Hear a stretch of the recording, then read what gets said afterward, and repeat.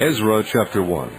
In the first year of Cyrus, king of Persia, in order to fulfill the word of the Lord spoken by Jeremiah, the Lord moved the heart of Cyrus, king of Persia, to make a proclamation throughout his realm and to put it in writing. This is what Cyrus, king of Persia, says. The Lord, the God of heaven, has given me all the kingdoms of the earth, and he has appointed me to build a temple for him at Jerusalem in Judah. Any one of his people among you, may his God be with him, and let him go up to Jerusalem in Judah and build the temple of the Lord, the God of Israel, the God who is in Jerusalem.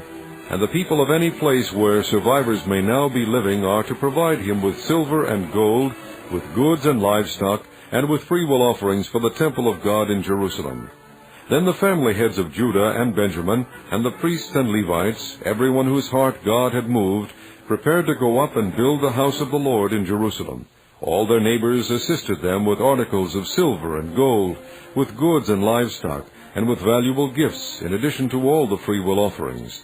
Moreover, King Cyrus brought out the articles belonging to the temple of the Lord, which Nebuchadnezzar had carried away from Jerusalem, and had placed in the temple of his God. Cyrus, king of Persia, had them brought by Mithredath, the treasurer, who counted them out to Sheshbazzar, the prince of Judah. This was the inventory: gold dishes 30, silver dishes 1,000, silver pans 29, gold bowls 30, matching silver bowls 410, other articles 1,000. In all, there were 5,400 articles of gold and of silver. Sheshbazzar brought all these along when the exiles came up from Babylon to Jerusalem. Chapter 2. Now these are the people of the province who came up from the captivity of the exiles, whom Nebuchadnezzar king of Babylon had taken captive to Babylon. They returned to Jerusalem and Judah, each to his own town, in company with Zerubbabel, Jeshua, Nehemiah, Seraiah, Reelaiah, Mordecai, Bilshan, Mispar, Bigvai, Rahum, and Baanah. The list of the men of the people of Israel: the descendants of Parush, 2,172, of Shephatiah, 372, of Ara, 775, of Pahath Moab, through the line of Jeshua and Joab, 2,812, of Elam, 1,254, of Zatu, 945, of Zakai, 760, of Bani, 642, of Bebai, 623, of Azgad, 1,222, of Adonikam, 666, of Bigvai, 2,056, of Adin, 454, of Ater, through Hezekiah, 98, of Bezai, 323, of Jorah, 112, of Hashum, 223, of Gibar, 95, the men of Bethlehem, 123, of Neotophah, 56, of Anathoth, 128, of Osmaveth, 42, of Kiriath Jearim, Kephirah, and Beeroth, 743, of Ramah and Geba, 621, of Michmash, 122, of Bethel and Ai, 223, of Nebo, 52, of Magbish, 156, of the other Elam, 1,254, of Harim, 320, of Lod, Hadid, and Ono, 725, of Jericho, 345, of Senaah, 3,630, the priests, the descendants of Jedaiah, through the family of Jeshua, 973, of Immer, 1,052, of Pashur, 1,247, of Harim, 1,017. The Levites, the descendants of Jeshua and Kadmiel, through the line of Hodaviah, 74. The singers, the descendants of Asaph, 128. The gatekeepers of the temple, the descendants of Shallum, Ater, Talmon, Akub, Hatita, and Shobai, 139. The temple servants, the descendants of Ziha, Hasupha, Tabaoth, Keros, Sayaha, Padon, Lebanah, Hagabah, Akub, Hagab, Shalmai, Hanan, Gidel, Gahar, Reaiah, Rezin, Nakoda, Gazam, Uza, Pasea, Pasai, Azna, Meonim, Nephusim, Bakbuk, Hakupha, Harhur, Bazluth, Mehida, Harsha, Barkos, Sisera, Tema, Neziah, and Hatepha. The descendants of the servants of Solomon, the descendants of Sotai, Hasopereth, Paruda, Ja'ala, Darkon, Gidel, Shephatiah, Hatil, Pokereth, Hazabaim, and Ami. the temple servants and the descendants of the servants of Solomon, 392. The following came up from the towns of Tel Melah, Tel Harsha, Karub, Adon, and Emer, but they could not show that their families were descended from Israel. The descendants of Delaiah, Tobiah, and Nekoda, 652. And from among the priests, the descendants of Hobaiah, Hakkoz, and Barzillai, a man who had married a daughter of Barzillai the Gileadite, and was called by that name. These searched for their family records, but they could not find them, and so were excluded from the priesthood as unclean. The governor ordered them not to eat any of the most sacred food until there was a priest ministering with the Urim and the Thummim. The whole company numbered 42,360, besides their 7,337 men servants and maid servants, and they also had 200 men and women singers. They had 736 horses, 245 mules, 435 camels, and 6,720 donkeys. When they arrived at the house of the Lord in Jerusalem, some of the heads of the families gave freewill offerings toward the rebuilding of the house of God on its site. According to their ability, they gave to the treasury for this work 61,000 drachmas of gold, 5,000 minas of silver, and 100 priestly garments. The priests, the Levites, the singers, the gatekeepers, and the temple servants settled in their own towns, along with some of the other people, and the rest of the Israelites settled in their towns. Chapter 3. When the 7th month came, and the Israelites had settled in their towns, the people assembled as one man in Jerusalem.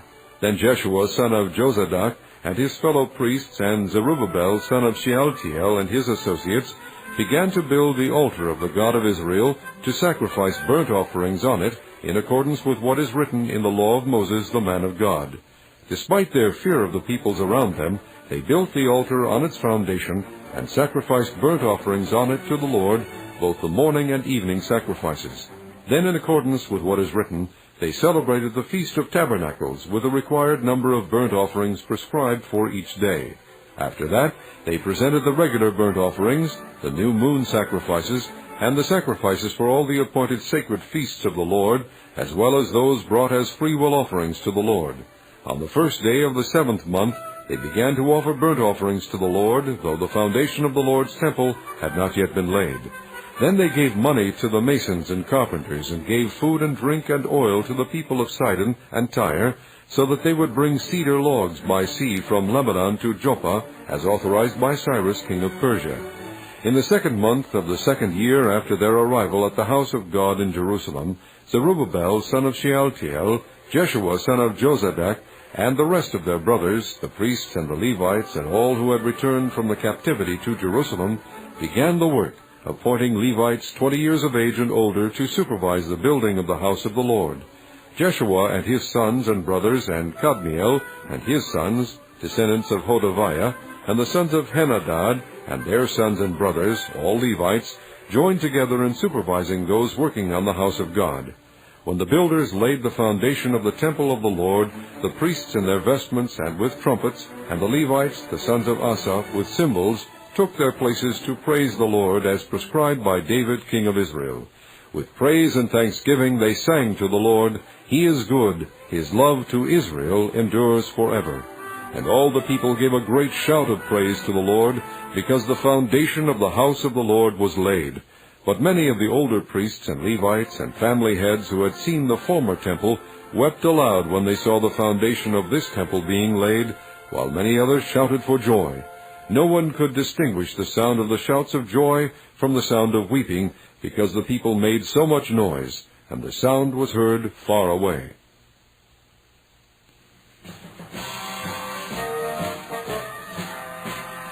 Chapter 4. When the enemies of Judah and Benjamin heard that the exiles were building a temple for the Lord, the God of Israel, they came to Zerubbabel and to the heads of the families and said, "Let us help you build, because like you we seek your God, and have been sacrificing to him since the time of Esarhaddon, king of Assyria, who brought us here." But Zerubbabel, Jeshua, and the rest of the heads of the families of Israel answered, "You have no part with us in building a temple to our God. We alone will build it for the Lord, the God of Israel, as King Cyrus, the king of Persia, commanded us." Then the peoples around them set out to discourage the people of Judah and make them afraid to go on building. They hired counselors to work against them and frustrate their plans during the entire reign of Cyrus, king of Persia, and down to the reign of Darius, king of Persia. At the beginning of the reign of Xerxes, they lodged an accusation against the people of Judah and Jerusalem. And in the days of Artaxerxes, king of Persia, Bishlam, Mithredath, Tabiel, and the rest of his associates wrote a letter to Artaxerxes. The letter was written in Aramaic script and in the Aramaic language. Rehum, the commanding officer, and Shimshai, the secretary, wrote a letter against Jerusalem to Artaxerxes, the king, as follows. Rehum, the commanding officer, and Shimshai, the secretary, together with the rest of their associates, the judges and officials over the men from Tripolis, Persia, Erech, and Babylon, the Elamites of Susa, and the other people whom the great and honorable Ashurbanipal deported and settled in the city of Samaria and elsewhere in Trans-Euphrates. This is a copy of the letter they sent him. To King Artaxerxes, from your servants, the men of Trans-Euphrates. The king should know that the Jews who came up to us from you have gone to Jerusalem and are rebuilding that rebellious and wicked city. They are restoring the walls and repairing the foundations. Furthermore, the king should know that if this city is built and its walls are restored, no more taxes, tribute, or duty will be paid, and the royal revenues will suffer. Now, since we are under obligation to the palace, and it is not proper for us to see the king dishonored, we are sending this message to inform the king, so that a search may be made in the archives of your predecessors. In these records you will find that this city is a rebellious city, troublesome to kings and provinces, a place of rebellion from ancient times. That is why this city was destroyed. We inform the king that if this city is built and its walls are restored, you will be left with nothing in Trans-Euphrates. The king sent this reply. To Rehum, the commanding officer, Shimshai, the secretary, and the rest of their associates living in Samaria and elsewhere in Trans-Euphrates. Greetings. The letter you sent us has been read and translated in my presence. I issued an order, and a search was made, and it was found that this city has a long history of revolt against kings, and has been a place of rebellion and sedition. Jerusalem has had powerful kings ruling over the whole of Trans-Euphrates, and taxes, tribute, and duty were paid to them. Now issue an order to these men to stop work, so that this city will not be rebuilt until I so order. Be careful not to neglect this matter. Why let this threat grow to the detriment of the royal interests? As soon as the copy of the letter of King Artaxerxes was read to Rehum and Shimshai the secretary and their associates, they went immediately to the Jews in Jerusalem and compelled them by force to stop. Thus the work on the house of God in Jerusalem came to a standstill until the 2nd year of the reign of Darius, king of Persia. Chapter 5. Now Haggai the prophet and Zechariah the prophet, a descendant of Iddo, prophesied to the Jews in Judah and Jerusalem in the name of the God of Israel, who was over them. Then Zerubbabel, son of Shealtiel, and Jeshua, son of Jozadak, set to work to rebuild the house of God in Jerusalem, and the prophets of God were with them, helping them. At that time Tattenai, governor of Trans-Euphrates, and Shethar-Bozenai and their associates went to them and asked, Who authorized you to rebuild this temple and restore this structure? They also asked, What are the names of the men constructing this building? But the eye of their God was watching over the elders of the Jews, and they were not stopped until a report could go to Darius and his written reply be received. This is a copy of the letter that Tattenai, governor of Trans-Euphrates, and Shethar-Bozenai and their associates, the officials of Trans-Euphrates, sent to King Darius. The report they sent him read as follows. To King Darius, cordial greetings. The king should know that we went to the district of Judah to the temple of the great God. The people are building it with large stones and placing the timbers in the walls. The work is being carried on with diligence and is making rapid progress under their direction. We questioned the elders and asked them, Who authorized you to rebuild this temple and restore this structure? We also asked them their names, so that we could write down the names of their leaders for your information. This is the answer they gave us. We are the servants of the God of heaven and earth, and we are rebuilding the temple that was built many years ago, one that a great king of Israel built and finished. But because our fathers angered the God of heaven, he handed them over to Nebuchadnezzar, the Chaldean, king of Babylon, who destroyed this temple and deported the people to Babylon. However, in the 1st year of Cyrus, king of Babylon, King Cyrus issued a decree to rebuild this house of God. He even removed from the temple of Babylon the gold and silver articles of the house of God, which Nebuchadnezzar had taken from the temple in Jerusalem and brought to the temple in Babylon. Then King Cyrus gave them to a man named Sheshbazzar, whom he had appointed governor, and he told him, "Take these articles and go and deposit them in the temple in Jerusalem, and rebuild the house of God on its site." So this Sheshbazzar came and laid the foundations of the house of God in Jerusalem. From that day to the present it has been under construction, but is not yet finished. Now if it pleases the king, let a search be made in the royal archives of Babylon to see if King Cyrus did in fact issue a decree to rebuild this house of God in Jerusalem. Then let the king send us his decision in this matter. Chapter 6. King Darius then issued an order, and they searched in the archives stored in the treasury at Babylon. A scroll was found in the citadel of Ecbatana in the province of Media, and this was written on it. Memorandum. In the first year of King Cyrus, the king issued a decree concerning the temple of God in Jerusalem. Let the temple be rebuilt as a place to present sacrifices, and let its foundation be laid. It is to be 90 feet high and 90 feet wide, with 3 courses of large stones and 1 of timbers. The costs are to be paid by the royal treasury. Also the gold and silver articles of the house of God, which Nebuchadnezzar took from the temple in Jerusalem and brought to Babylon, are to be returned to their places in the temple in Jerusalem. They are to be deposited in the house of God. Now then, Tattenai, governor of Trans-Euphrates, and Shethar-Bozenai, and you, their fellow officials of that province, stay away from there. Do not interfere with the work on this temple of God. Let the governor of the Jews and the Jewish elders rebuild this house of God on its site. Moreover, I hereby decree what you are to do for these elders of the Jews in the construction of this house of God. The expenses of these men are to be fully paid out of the royal treasury from the revenues of Trans-Euphrates, so that the work will not stop. Whatever is needed, young bulls, rams, male lambs for burnt offerings to the God of heaven, and wheat, salt, wine, and oil, as requested by the priests in Jerusalem, must be given them daily without fail, so that they may offer sacrifices pleasing to the God of heaven, and pray for the well-being of the king and his sons. Furthermore, I decree that if anyone changes this edict, a beam is to be pulled from his house, and he is to be lifted up and impaled on it. And for this crime his house is to be made a pile of rubble.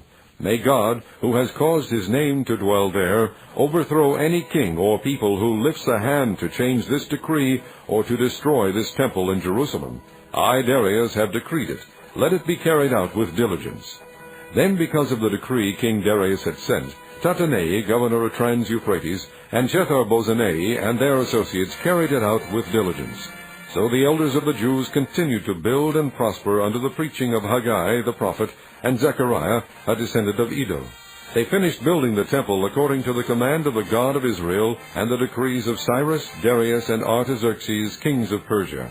The temple was completed on the 3rd day of the month, Adar, in the 6th year of the reign of King Darius.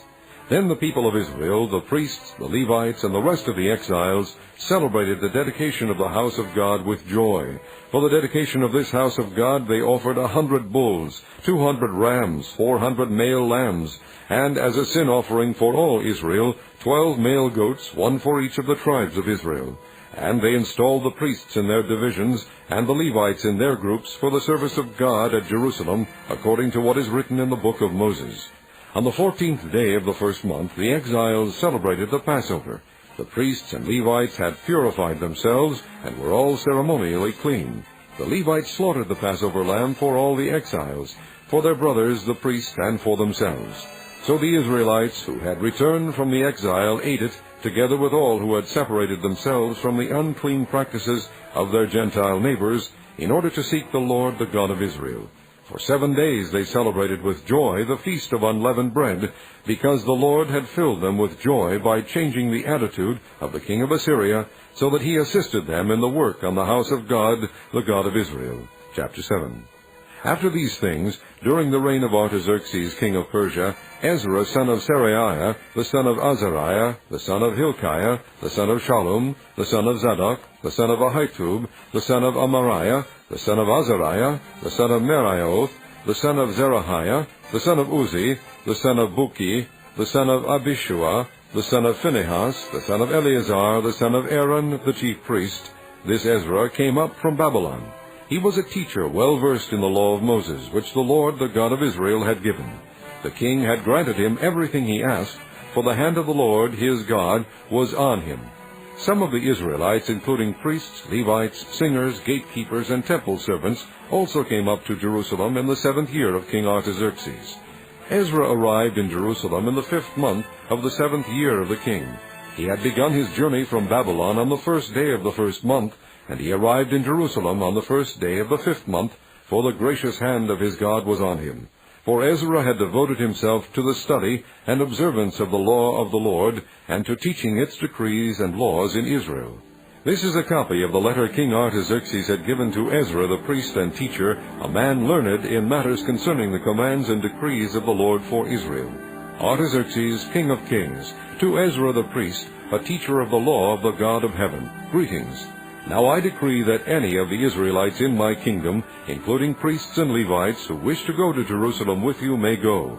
You are sent by the king and his 7 advisers to inquire about Judah and Jerusalem with regard to the law of your God, which is in your hand.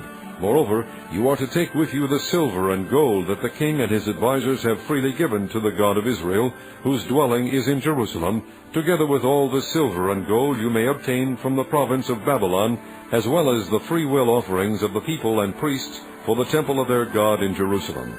With this money be sure to buy bulls, rams, and male lambs, together with their grain offerings and drink offerings, and sacrifice them on the altar of the temple of your God in Jerusalem. You and your brother Jews may then do whatever seems best with the rest of the silver and gold, in accordance with the will of your God. Deliver to the God of Jerusalem all the articles entrusted to you for worship in the temple of your God. And anything else needed for the temple of your God that you may have occasion to supply, you may provide from the royal treasury. Now I, King Artaxerxes, order all the treasurers of Trans-Euphrates to provide with diligence whatever Ezra the priest, a teacher of the law of the God of heaven, may ask of you, up to 100 talents of silver, 100 cores of wheat, 100 baths of wine, 100 baths of olive oil, and salt without limit. Whatever the God of heaven has prescribed, let it be done with diligence for the temple of the God of heaven. Why should there be wrath against the realm of the king and of his sons? You are also to know that you have no authority to impose taxes, tribute, or duty on any of the priests, Levites, singers, gatekeepers, temple servants, or other workers at this house of God. And you, Ezra, in accordance with the wisdom of your God, which you possess, appoint magistrates and judges to administer justice to all the people of Trans-Euphrates, all who know the laws of your God, and you are to teach any who do not know them. Whoever does not obey the law of your God and the law of the king must surely be punished by death, banishment, confiscation of property, or imprisonment. Praise be to the Lord, the God of our fathers, who has put it into the king's heart to bring honor to the house of the Lord in Jerusalem in this way, and who has extended his good favor to me before the king and his advisers and all the king's powerful officials. Because the hand of the Lord my God was on me, I took courage and gathered leading men from Israel to go up with me. Chapter 8. These are the family heads and those registered with them who came up with me from Babylon during the reign of King Artaxerxes. Of the descendants of Phinehas, Gershom. Of the descendants of Ithamar, Daniel. Of the descendants of David, Hattush. Of the descendants of Shechaniah. Of the descendants of Parosh, Zechariah, and with him were registered 150 men. Of the descendants of Pahath, Moab, Eliahonai, son of Zerahiah, and with him 200 men. Of the descendants of Zattu, Shechaniah, son of Jahaziel, and with him 300 men. Of the descendants of Adin, Ebed, son of Jonathan, and with him 50 men. Of the descendants of Elam, Jeshaiah, son of Ataliah, and with him 70 men. Of the descendants of Shephatiah, Zebadiah, son of Michael, and with him 80 men. Of the descendants of Joab, Obadiah, son of Jehiel, and with him 218 men. Of the descendants of Bani, Shelomith, son of Josephiah, and with him 160 men. Of the descendants of Bebai, Zechariah, son of Bebai, and with him 28 men. Of the descendants of Azgad, Johanan, son of Hakatan, and with him 110 men. Of the descendants of Adonikam, the last ones, whose names were Ephelet, Jeuel, and Shemaiah, and with them 60 men. Of the descendants of Bigvai, Uthai, and Zakur, and with them 70 men. I assembled them at the canal that flows toward Ahava, and we camped there 3 days. When I checked among the people and the priests, I found no Levites there. So I summoned Eleazar, Ariel, Shemaiah, Elnathan, Jadib, Elnathan, Nathan, Zechariah, and Meshullam, who were leaders, and Joiarib and Elnathan, who were men of learning. And I sent them to Iddo, the leader in Casiphia. I told them what to do to Iddo and his kinsmen, the temple servants in Casiphia, so that they might bring attendance to us for the house of our God. Because the gracious hand of our God was on us, they brought us Sherebiah, a capable man, from the descendants of Mali, son of Levi, the son of Israel, and Sherebiah's sons and brothers, 18 men, and Hashabiah, together with Jeshaiah, from the descendants of Merari, and his brothers and nephews, 20 men. They also brought 220 of the temple's servants, a body that David and the officials had established to assist the Levites. All were registered by name. There, by the Ahava canal, I proclaimed a fast, so that we might humble ourselves before our God, and ask him for a safe journey for us and our children, with all our possessions. I was ashamed to ask the king for soldiers and horsemen to protect us from enemies on the road, because we had told the king, "The gracious hand of our God is on everyone who looks to him, but his great anger is against all who forsake him." So we fasted and petitioned our God about this, and he answered our prayer. Then I set apart 12 of the leading priests, together with Sherebiah, Hashabiah, and 10 of their brothers, and I weighed out to them the offering of silver and gold, and the articles that the king, his advisers, his officials, and all Israel present there had donated for the house of our God. I weighed out to them 650 talents of silver, silver articles weighing 100 talents, 100 talents of gold, 20 bowls of gold valued at 1,000 derricks, and 2 fine articles of polished bronze as precious as gold. I said to them, "You as well as these articles are consecrated to the Lord. The silver and gold are a free will offering to the Lord, the God of your fathers. Guard them carefully until you weigh them out in the chambers of the house of the Lord in Jerusalem, before the leading priests and the Levites and the family heads of Israel." Then the priests and Levites received the silver and gold and sacred articles that had been weighed out to be taken to the house of our God in Jerusalem. On the 12th day of the first month, we set out for the Ahava canal to go to Jerusalem. The hand of our God was on us, and he protected us from enemies and bandits along the way. So we arrived in Jerusalem, where we rested 3 days. On the 4th day, in the house of our God, we weighed out the silver and gold and the sacred articles into the hands of Meremoth, son of Uriah, the priest.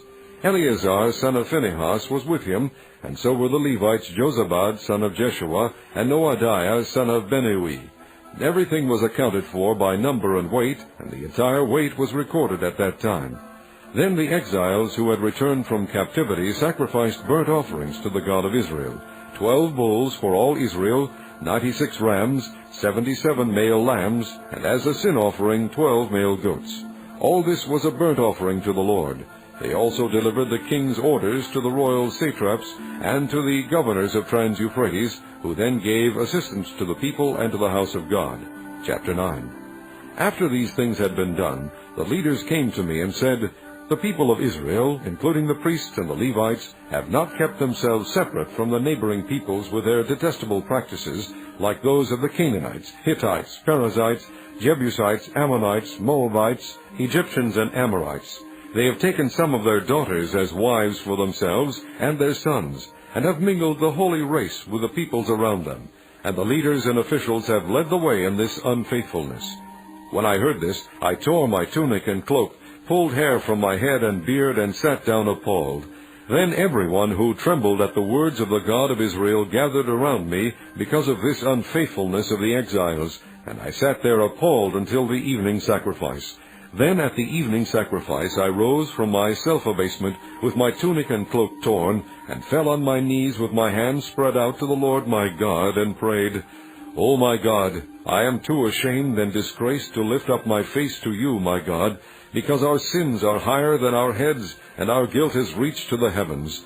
From the days of our forefathers until now our guilt has been great. Because of our sins, we and our kings and our priests have been subjected to the sword and captivity, to pillage and humiliation at the hand of foreign kings, as it is today. But now, for a brief moment, the Lord our God has been gracious in leaving us a remnant and giving us a firm place in his sanctuary, and so our God gives light to our eyes and a little relief in our bondage. Though we are slaves, our God has not deserted us in our bondage. He has shown us kindness in the sight of the kings of Persia.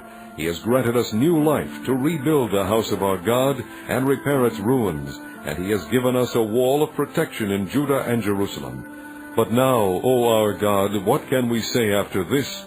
For we have disregarded the commands you gave through your servants the prophets when you said, "The land you are entering to possess is a land polluted by the corruption of its peoples.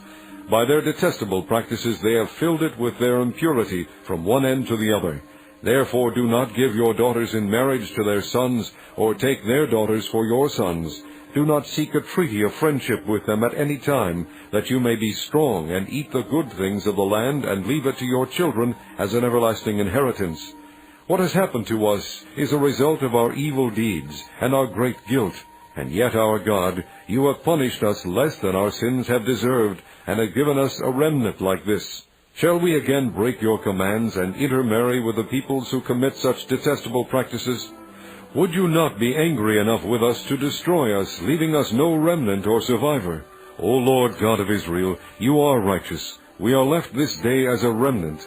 Here we are before you in our guilt, though because of it not one of us can stand in your presence. Chapter 10. While Ezra was praying and confessing, weeping and throwing himself down before the house of God, a large crowd of Israelites, men, women, and children, gathered around him.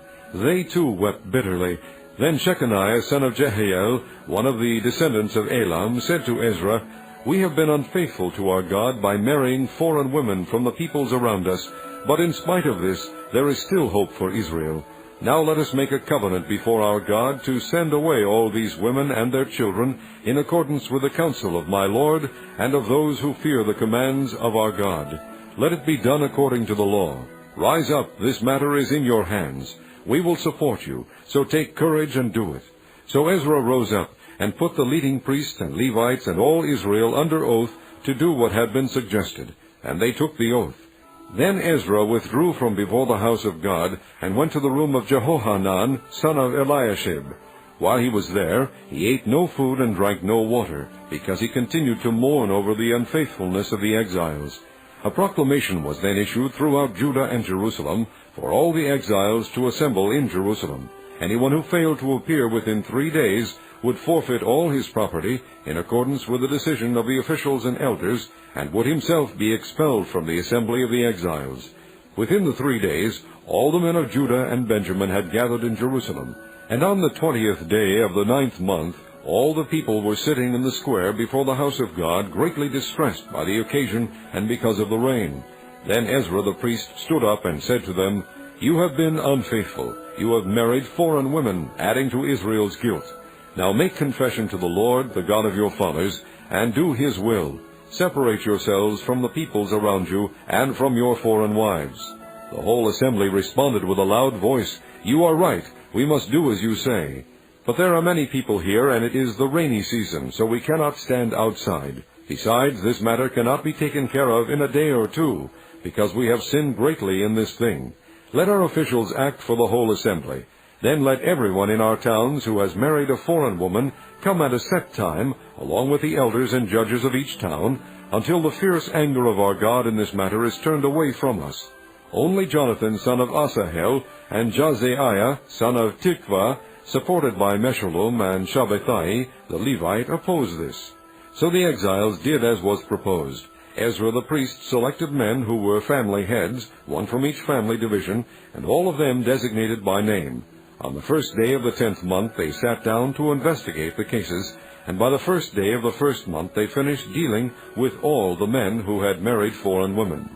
Among the descendants of the priests the following had married foreign women. From the descendants of Jeshua, son of Jozadak, and his brothers, Maaseiah, Eleazar, Jarib, and Gedaliah. They all gave their hands in pledge to put away their wives, and for their guilt they each presented a ram from the flock as a guilt offering. From the descendants of Immer, Hanani and Zebadiah. From the descendants of Harim, Maaseiah, Elijah, Shemaiah, Jehiel, and Uzziah. From the descendants of Pashur, Elionai, Maaseiah, Ishmael, Nathanael, Jozabad, and Elasa. Among the Levites, Jozabad, Shimei, Kelaiah, that is, Kelita, Pethahiah, Judah, and Eleazar.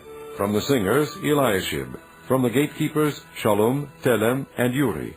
And among the other Israelites, from the descendants of Parosh, Ramiah, Isaiah, Malchijah, Mijamin, Eleazar, Malchijah, and Benaiah.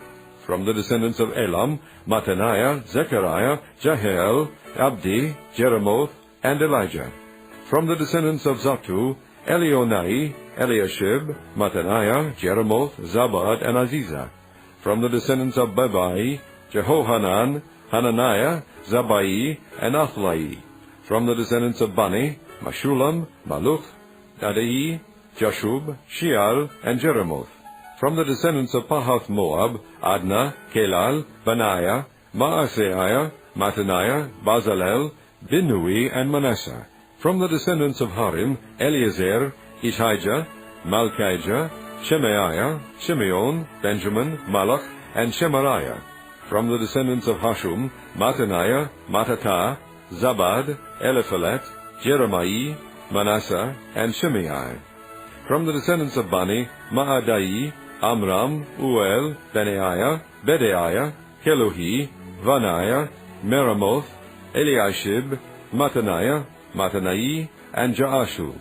From the descendants of Binnui, Shimei, Shelemiah, Nathan, Adaiah, Macnadebai, Sheshai, Sharai, Azarel, Shelemiah, Shemariah, Shalom, Amariah, and Joseph. From the descendants of Nebo, Jael, Mattathiah, Zabad, Zabina, Jadai, Joel, and Benaiah. All these had married foreign women, and some of them had children by these wives.